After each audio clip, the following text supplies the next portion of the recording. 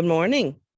I'm Reb Myron. I've been a Course in Miracles student for 40 years, and I'm a minister through Pathways of Light. I've been going through the lessons this year, asking Jesus for clarity, and then I write from that clarity, and that's what I'm sharing with you. And as you can see in the background, I'm still coming to you from Sedona at the beautiful little garden. So let's get started.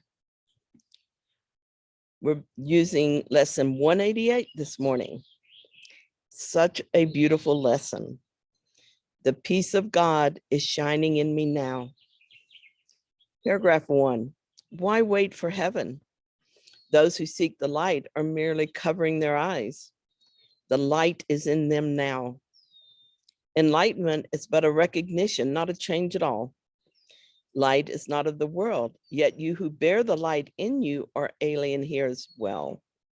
The light came with you from your native home and stayed with you because it is your own. It is the only thing you bring with you from him who is your source. It shines in you because it lights your home and leads you back to where it came from, and you are at home. The peace of God is a light in my mind that I brought with me to this world from my source. Because it's in my mind, I cannot be without it. And so that I don't see it would mean that I have closed my eyes to it. I have a choice for sight each time I remind myself of the truth and decide for God. There is nothing I can do or say or think that can eliminate this light. It is what I am. It leads me back home as I take notice of it. Paragraph 2, this light cannot be lost. Why wait to find it in the future or believe it has been lost already or was never there? It can so easily be looked upon that arguments which prove it is not there become ridiculous. Who can deny the presence of what he beholds in him? It is not difficult to look within, for there all vision starts.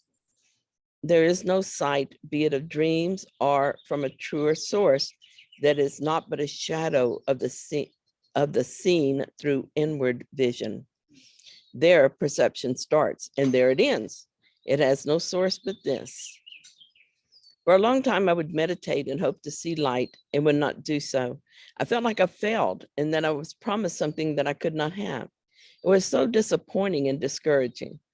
But what I understand now is that the light is a light of understanding. I do understand. And what I don't understand, I ask and I'm answered. So who do I ask? I ask the Holy Spirit. He is the answer, and he is part of me, created for me and placed in my mind. I cannot lose this answer, nor fail to find it when I do truly want it.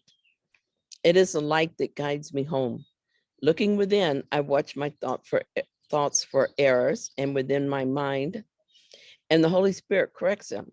I do this instead of looking outward for a solution. This allows the light to shine ever brighter.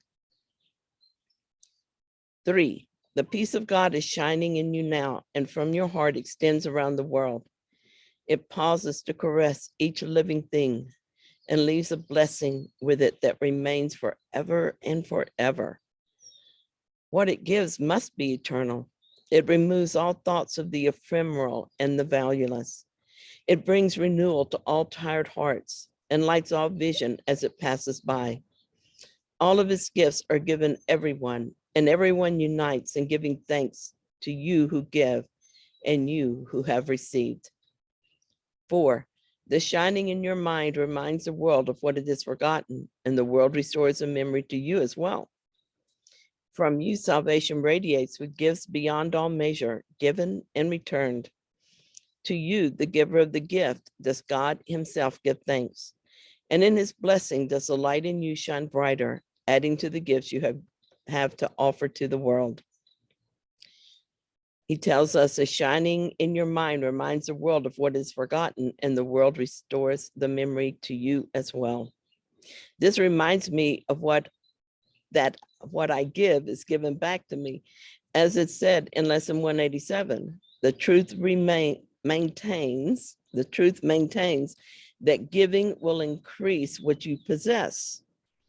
I give peace to the world, and the world returns it to me. I always receive more than I give. And what is given from the heart extends without direction or effort, and it is eternal. The peace of God that is shining in me now is synonymous with enlightenment. When I accept it and allow it, I will know that I am enlightened. This is why Jesus can say that it removes all thoughts of the ephemeral and valueless. What I see is that Regina's instructions to be enlightened now make perfect sense. She said being enlightened now has nothing to do with pretending you are awake. It is actually the only honest thing we do here. Our mind is enlightened, and everything that seems to deny this is a lie. And how about this thought? To you, the giver of the gift, does God himself give thanks? Thinking of this brings tears of gratitude and happiness to me. 5, the peace of God can never be contained. Who recognizes it within himself must give it, and the means for giving it are in his understanding. He forgives because he recognized the truth in him. The peace of God is shining in you now and in all living things. In quietness is it acknowledged universally. For what your inward vision looks upon is your perception of the universe. I give the peace of God through forgiveness. I forgive the world I made so that it will disappear. I forgive the thoughts of anger and fear that come toward me or that I send out. I forgive the darkness in my mind, the belief in pain and suffering, the fear of lack and loss, the belief in victimhood and all forms of darkness. In place of these ideas that I forgive, there is light in the mind, and that light shows me a world of light. 6, sit quietly and close your eyes. The light within you is sufficient. It alone has power to give you the gift of sight. Exclude the outer world and let your thoughts fly to the peace within. They know the way. For honest thoughts, untainted by the dream of worldly things outside yourself, become the holy messengers of God himself. We're told that the way to see, that is vision, is to go within. This is a reason that it is important and necessary to spend time in meditation. Jesus encourages us in this, as through the daily lessons, he brings us along slowly, increasing the amount of time we spend meditating on the lesson. In one lesson, he says, go inward and find God. Every time I think about it, it takes my breath away. Where is God? In me. Of course, the peace of God is shining in me now. This is what I do if my mind is temporarily darkened with ego thoughts. I don't run around in the world trying to make things all better. I don't look for someone to agree with me.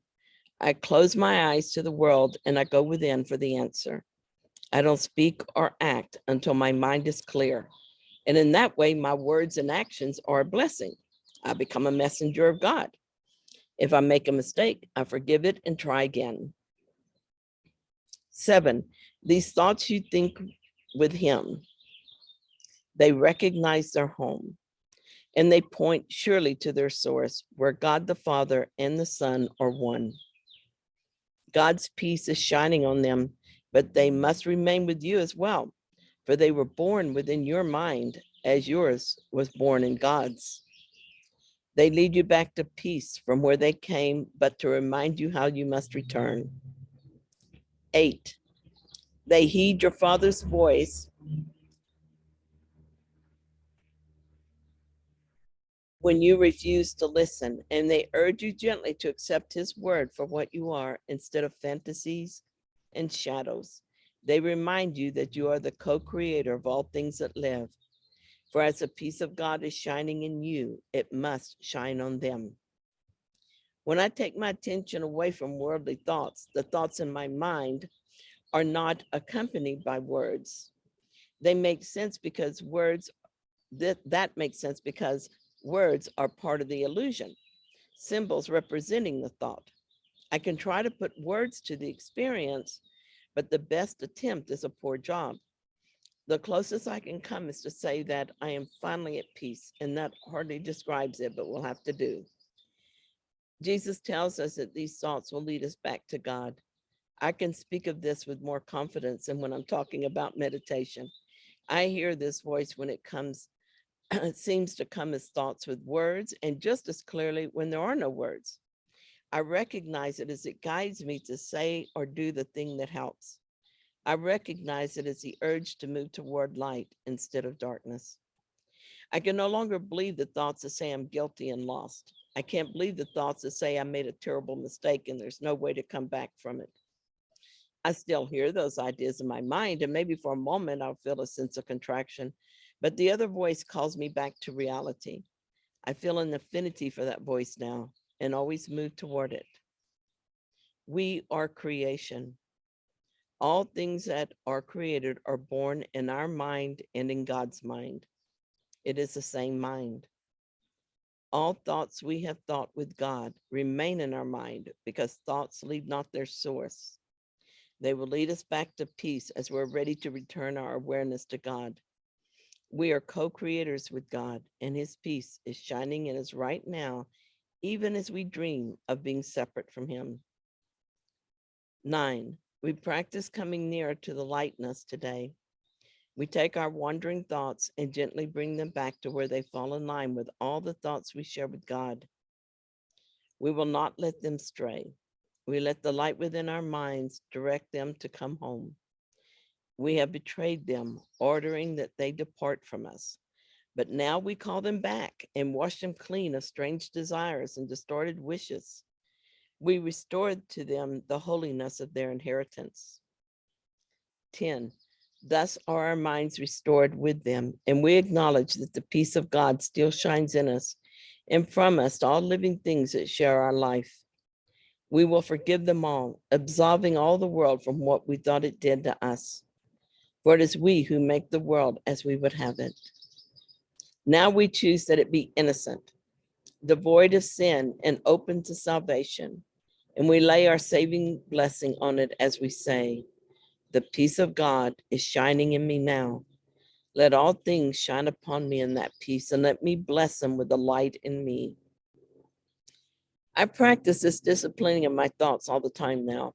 I understand that it's my choice where I place my attention. When I notice that my thoughts have strayed, I just shift my attention to what is actually happening. And if I need a word or thought to help me, the voice gives it to me. And soon my mind has fallen in line with God again.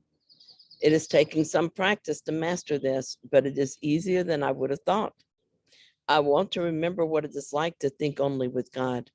I know I have come back to the world for a while, but this vacation from it makes it easier to fulfill my purpose while I'm here. This is a little something extra from a past journal.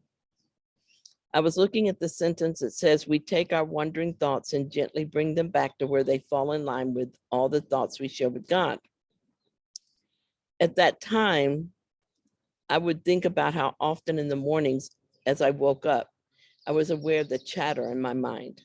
It was especially active at that time, and I didn't think much of it. When I noticed it, I would rein it in, but I didn't think of it past that. Then one morning, the Holy Spirit asked me to look at it with him, and this is what I did. What surprised me is I had not done this before. I suppose I'd fallen into the habit of being much too tolerant of my mind wandering, at least at this one time of the day. What I saw when I looked at the Holy Spirit were attack thoughts. As I would try to grab hold of one, it would slip away. So I asked the Holy Spirit to show me them clearly. The one he wanted me to look at came into focus. Someone dear to me has been in trouble and was looking to me to bail them out, and not for the first time. I followed that thought, giving it words, and realized I was uncomfortable with the ask. As I let the thought become words, I also realized that I was blaming him for my discomfort, as if he was holding a gun on me as he made the demands. So I released that thought, since I know that my feelings are never caused by anyone or anything else. I accepted responsibility for how I felt. Then I let myself feel what was beneath the desire to project.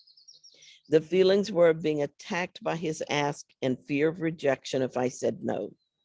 There was also fear I would make the wrong choice.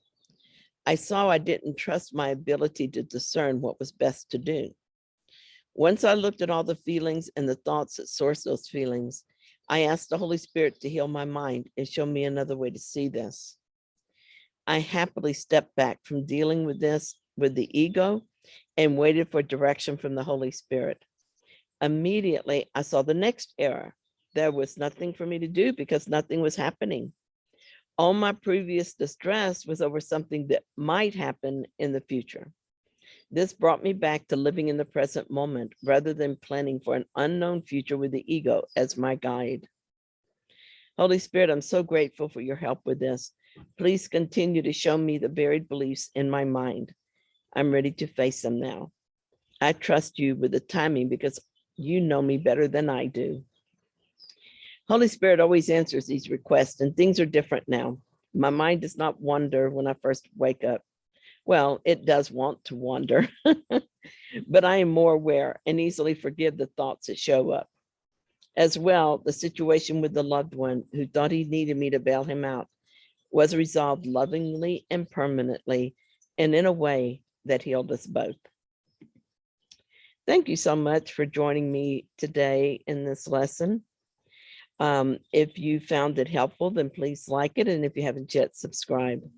And thanks so much to all of you who have subscribed and all of you who come here daily to share this with me. I'll be back tomorrow with another lesson.